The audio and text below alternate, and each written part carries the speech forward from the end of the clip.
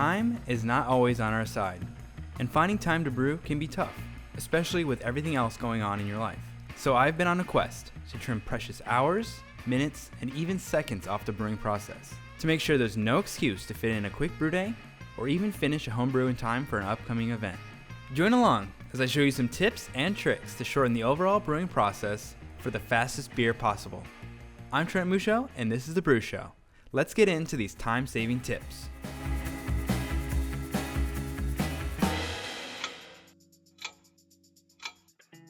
Wouldn't it be great to pause time for a brew day? But time stops for no one. For most, homebrewing is just a hobby, so often we're fitting in brew days or fermentations in short time gaps in our schedule. It can put a lot of stress on you, and you can start to feel like maybe homebrewing is not possible for you to juggle. Or maybe you're the type of person who's looking to quickly whip together a recipe for an upcoming party or get-together. Whatever your reason is, sometimes life calls for shortcuts or hacks to speed things up just a little bit. And for that, I got you covered. From brew day to fermentation to carbonation and sipping on that sweet, sweet homebrew. But the clock is ticking, and there's no time to waste. So let's jump into the list. Number 1, prep the night before. For all grain brewers, there can be a lot of ingredients needed for a brew day. Grains, hops, water, yeast, salt adjustments, tools, etc. And if you're not prepared for the brew day tomorrow, you'll find yourself scrambling in the morning to get it all together, potentially making mistakes, but also wasting time. Take some time the night before your brew day to weigh out and crush the grains, and don't worry, crushing grains beforehand won't diminish the flavor. Measure out hops and salt adjustments, make a yeast starter, and even put your water into your kettle. Just like a professional chef always has their mise en place, it's incredibly helpful to have everything in its place and ready to go.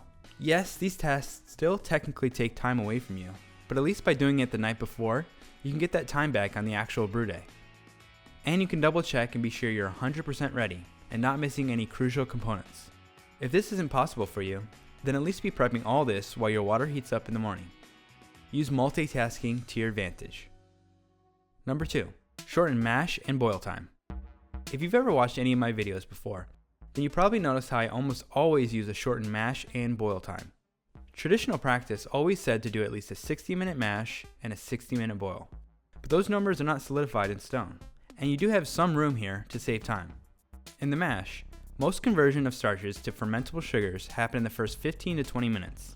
I've gotten away with 20-minute mashes and the beer still tastes awesome. Of course, you do take a hit in efficiency if you shorten your mash, but you can always make up for it by adding more grain into your grain bill. And in the boil, well, technically you don't even need a boil. Raw ales, or beers that are only heated to about 185 degrees, are becoming more popular. The result will be a different beer than one boiled, but it certainly still makes beer. But boil length is really determined by what you desire to get out of your hops.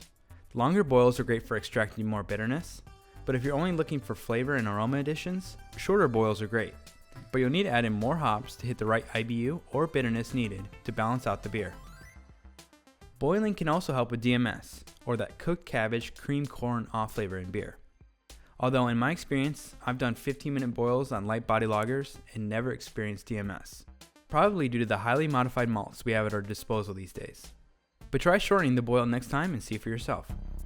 Number 3, clean during downtime. Cleaning sucks, but cleaning at the end of a long brew day sucks even more. So utilize downtime. Even if it's for a 10-minute boil, clean and put away a few things now, so that way you can wrap up your brew day faster. It sounds obvious, but if you want to get through everything faster, you gotta utilize downtime to its max. Number 4, chill fast or don't. Chilling can seem like the longest part sometimes. All the hard work of the brew day is over, and now you're just waiting for temps to get down to pitch yeast. Investing in a quality wort chiller can be that missing puzzle piece to speeding up your brew day. This is one area where I can personally improve, but I have my sights on some new gear to help out. That initial investment cost can be scary, but if you value your time, then making the jump to a good chiller can make a huge difference.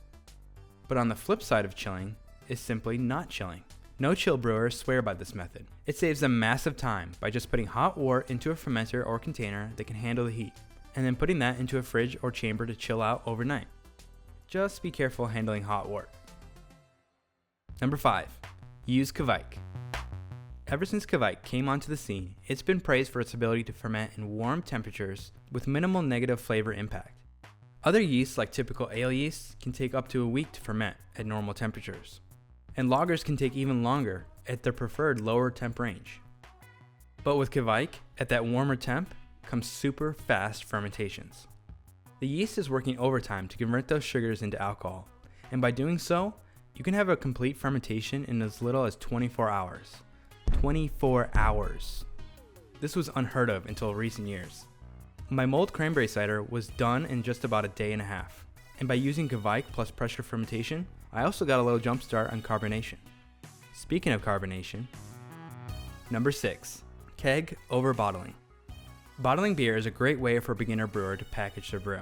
It's basically free if you have the bottles, outside of the caps needed, but bottling takes a lot of time. Not only packaging up each bottle individually, but the near 2 weeks it takes for bottles to build pressure and get fizzy.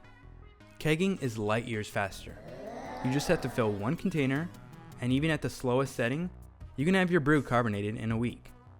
Of course, there's much faster ways to carbonate beer. My favorite is to burst carbonate at 50 psi for 12 hours or 30 psi for 24 hours. They both get pretty close to a fully carbonated beer within a day. Or you can always do the crank and shake method, where you set the pressure to 30 psi and then shake or rock the keg for about 10 minutes. Now that is some serious time savings. Alright, my time is almost up, and those are my tips. I hope you found some ways to save time on a future brew. At the very least, maybe you can squeeze a brew day in next time you find yourself with a couple free hours in the afternoon. Do you have any ways to save time that I may have missed? Leave a comment down below and let me know. And don't forget to hit subscribe if you're interested in more simplified homebrewing content like this.